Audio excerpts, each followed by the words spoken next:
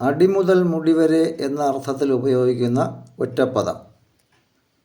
ആപാദചൂഡം. പാദം കാല്, ചൂഡം തലമുടി.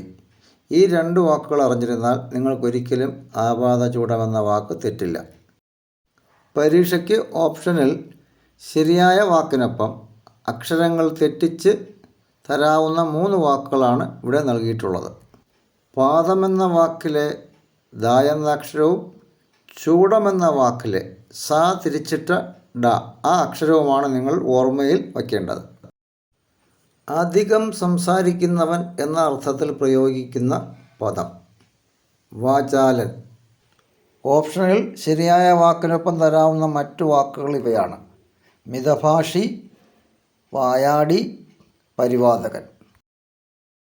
അധികം സംസാരിക്കുന്നവൻ ഒറ്റപ്പദം വാചാലൻ.